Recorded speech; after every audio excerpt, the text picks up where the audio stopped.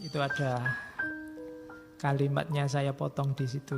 Man wajada ladzatal ilmi wal amala bihi qallama yarghabu fima indan nas.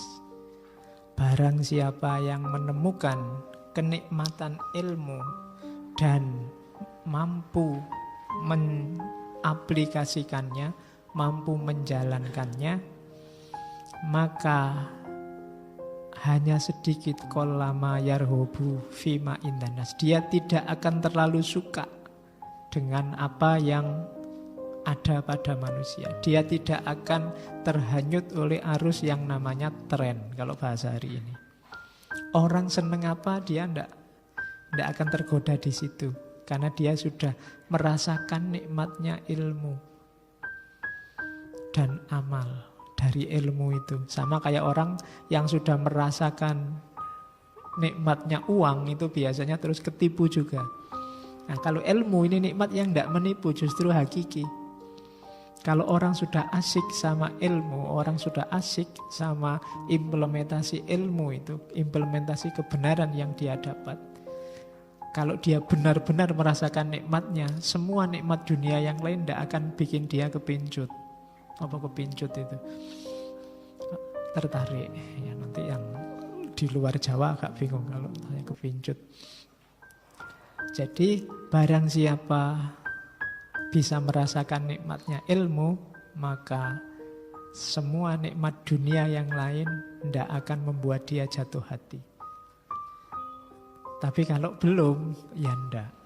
Kalau pikiran kita masih banyak sekali cabang-cabangnya di luar ilmu yang membuat kita jatuh hati, mungkin merek HP terbaru, mungkin laptop terbaru, mungkin mahasiswa baru yang cakep, mungkin itu belum ilmu berarti. Bukan ilmunya. Padahal katanya Syekh Al-Zarnuji di Ta'lim Muta'alim itu banyak sekali syair-syair. Itu saya ambil satu syair. Hiyat dunya aqallu minal qalil. Kalau para kiai di pesantren bisa pakai lagunya. Saya enggak bisa. Daripada kamu enggak jadi ngantuk, mending saya enggak nyanyi. Ya, hiyad dunya aqallu minal qalil wa asyikuha adzallu minadz dzalil. Tasummu bisihriha qauman wa ta'ma fahum mutahayyaruna bila dalil. Dunia itu hiyad dunya aqallu minal qalil. Aqallu minal qalil itu lebih kecil dari yang paling kecil. Dunia itu sangat kecil, sangat sepele maunya itu. Wa asyikuha adzallu minadz dzalil. Dan orang yang jatuh cinta sama dunia itu sangat tidak mulia, sangat hina. Tasummu bisihriha qauman wa ta'ma. Kaum yang tersihir oleh dunia akan buta dan tuli. Fahum mutakhayyaruna bila dalil. Kalau sudah buta dan tuli maka akan kebingungan. Nyari petunjuk tidak ketemu-ketemu. Kenapa? Karena jatuh cinta pada dunia. Kalau hari ini di Indonesia kita banyak masalah yang susah sekali ketemu jawabannya, jangan-jangan orientasi kita memang hanya dunia. Jadi kita nyari solusi yang berorientasi materi, berorientasi dunia, itu menggelapkan hati. Tasumu wa'ama, bikin hati kita buta, bikin hati kita tuli. Akhirnya apa? Kita tidak bisa membaca isyarat dari Allah. Tidak bisa membaca ayat yang di mana-mana ditunjukkan oleh Allah. Yang terjadi kita hanya bingung. Debat, diskusi, saling tanding bikin berita bohong. Dan semuanya terus bingung. Akhirnya hari ini kita yang benar yang mana, yang salah yang mana nggak jelas. Begitu ada berita bohong, ada yang bilang, oh itu dari kubu sebelah. Oh enggak, ini dari kubu sini sendiri biar dianggap korban. Oh enggak, bingung kan kita terusan. Kenapa kok kita nyampe pada titik-titik kebingungan tadi? Karena mungkin orientasi kita dunia, bukan akhirat. Jadi, enggak. Orang yang ketipu dunia berarti dia tidak merasakan ladzatul ilmi. Maka kalau kita ingin keluar dari labirin dunia yang menipu, yang menyihir itu, satu-satunya jalan adalah ilmu. Maka tidak usah sibuk gegeran ngeladeni kubu sebelah yang kamu tidak suka. Entah sebelah yang mana, kuatkan saja dirimu dengan jalan apa? Ilmu. Orang kuat itu bukan orang yang selalu bisa mengalahkan yang lain. Tapi dia diserang seperti apapun, dia tidak kalah. Itu orang kuat. Jadi mungkin kamu difitnah, mungkin kamu dilecehkan, mungkin kamu dijatuhkan.